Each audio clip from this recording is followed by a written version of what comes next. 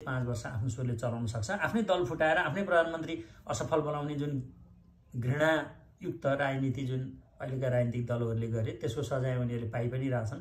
त्यही भएर त्यही विचार र सोच भएका नयाँ दल खोलेर नयाँ दलले चुनाव जितेर संसदमा जाँदैमा कोही नयाँ मान्छे एउटा पुरानो मान्छे छोडेर नयाँ मान्छे सांसद हुँदैमा यो देशले सुख शान्ति पाउँदैन भन्ने कुरा हामीलाई थाहा छ। किनभने यो अहिले यो जेनजी राजा राजनीतिक दल सबै मिलेर एउटा राष्ट्रिय सहमति गरेर मात्र चुनाव गर। किनभने यथास्थितिमा चुनाव गर्यो भने भोलि फेरि अर्को शक्तिले विद्रोह गर्छ। चुनाव गरेर सरकार बनाउँदैमा त्यो सरकार गजिलो हुन्थ्यो भने त अहिले त दुईटा ठुल्ठुला दलले सरकार चलाएका थिए। त्यही भएर संसदमा कोही जानु मात्र चाहिँ राष्ट्रिय समस्याको समाधान होइन। उठाउन खोजेको कुरा के भने 23 गते राप्रपाले कार्यक्रम राखेको छ। जेनजी आन्दोलनपछिको ठुलो आमसभा हो। अब यो बेलामा राजा मान्ने हिन्दू मान्ने देशलाई केन्द्रमा राख्ने धर्मलाई केन्द्रमा राख्ने धर्म संस्कृति सम्प्रदाय परम्परा मत जे छन् सबैले एकैचोटि साथ दियो भने त आन्दोलन सफल भइहाल्छ नि। तर अब केही मान्छेले स्वदेशी अर्थतन्त्रको कुरा होस् चाहे संघीयता खारेजी होस् चाहे सुशासनको कुरा होस् चाहे यो हत्याहिंसा मुक्त समाजको कुरा होस् यी यावत कुराहरू राप्रपाले उठाएका कुराहरू जुन चासोको विषय छ त्यो कुरामा चाहिँ हिन्दू र राजाको लागि चाहिँ सबैभन्दा वफादार चाहिँ यी फेसबुकमा लेख्नेहरू हुन् कि जस्तो पनि लाग्छ। तर उनीहरूको खास कार्यक्रममा खास आन्दोलनमा खास सङ्गठनमा योगदान हुँदैन। उनीहरू वडा समितिमा पनि हुँदैनन् क्षेत्रीय समितिमा। जय सङ्गत। आज 23 गतेको कार्यक्रमको बारेमा आन्दोलनको बारेमा आमसभाको बारेमा म केही कुरा राख्न चाहन्छु। राप्रपालाई बेला बेला आरोप लाग्ने गर्छ आन्दोलन गर्दैन कार्यक्रम गर्दैन गतिविधि गर्दैन त्यही भएर अनि के अरे जति भोट आउनुपर्ने आएन भन्ने आरोपहरू लाग्छ। र जब जब राप्रपाले आन्दोलनका कार्यक्रम कार्यक्रमहरू राख्छन् त्यतिखेर चाहिँ जो यो राप्रपालाई सुझाव दिनेहरू कार्यक्रममा आउँदैन।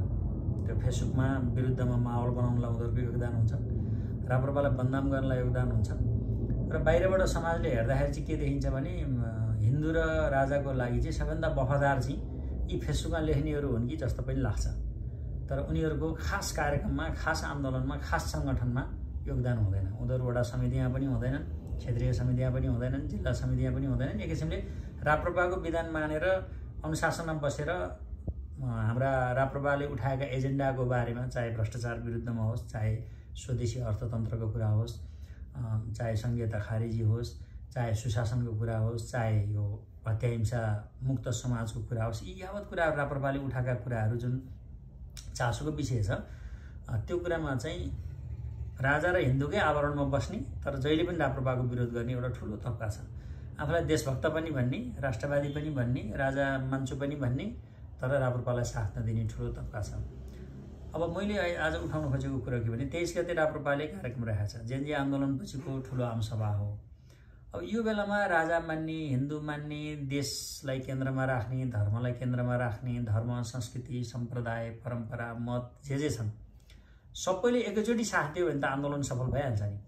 तर अब केही मान्छेले गरिदिउन् अनि हामी चाहिँ उनीहरूलाई गाली गरेर बस्छौँ भन्ने नागरिकहरू भएसम्म राष्ट्रधर्म चाहिँ पुरा हुँदैन।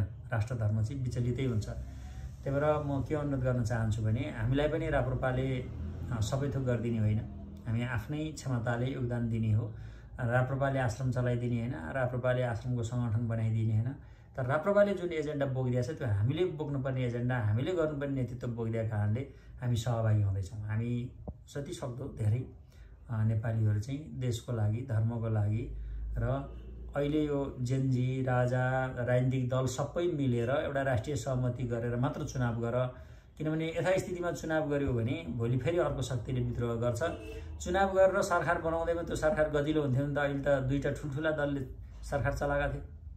त्यही भएर संसदमा कोही जानु मात्र चाहिँ राष्ट्रिय समस्याको समाधान होइन भन्ने कुरा हामीले बुझ्या हुनाले त्यो कुरो अन्तर्गत एउटा कार्यक्रम बन्दैछ। 23 गते सबै जनप्रदर्शन गर्ने कुरो हुँदैछ। 23 गते नै सबै यो राजाको नाममा धर्मको नाममा चलेका सम्पूर्ण सङ्गठनहरू उपस्थित हुने हो भने 24 गते किन कुर्नुपर्छ र?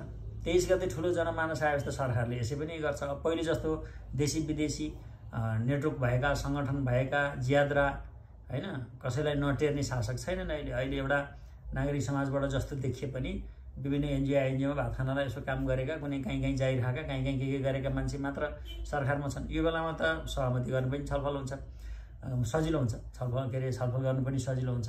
र मुख्य कुरो जनताले हिन्दू धर्म मन पराएका छन्, राजा मन पराएका छन्, संहिता खारेजी खोजेका छन्, प्रत्यक्ष कार्यकारी प्रधानमन्त्री खोजेका छन् भन्ने कुरो त देखाउनु पर्यो नि त। त्यो देखाउनलाई चाहिँ 23 गते सार्थक हुन्छ र प्रत्यक्ष कार्यकारी प्रधानमन्त्रीको माग चाहिँ 2070 सालमा राप्रपामा म लाग्दाखेरि राप्रपाले उठाएको 70 सालदेखि नै उठाएको मैले देखाएको थिएँ। त्यो पछि खासै त्यस्तो सामाजिक सोसलाइज भएको थिएन, तर एकाएक अहिले नयाँ पुस्ताले पनि प्रत्यक्ष कार्यकारी प्रधानमन्त्री उठाए। तर अब प्रत्यक्ष कार्यकारी प्रधानमन्त्री उठाउने तर दलकै मान्छे राष्ट्रपति बनाउने हो नि फेरि पनि देशले दुःख पाउँछ। त्यही भएर राजालाई राखेर प्रत्यक्ष कार्यकारी प्रधानमन्त्री बनायो भने प्रत्यक्ष चुनाव जितेर आएको व्यक्तिले 5 वर्ष आफ्नो स्वरले चलाउन सक्छ। आफ्नै दल फुटाएर आफ्नै प्रधानमन्त्री असफल बनाउने जुन घृणायुक्त राजनीति जुन अहिलेका राजनीतिक दलहरूले गरे त्यसको सजाय उनीहरूले पाइ पनि रहेछन्।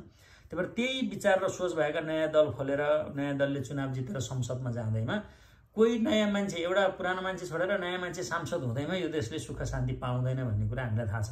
किनभने यो देशको पद्धति नै ठिक छैन।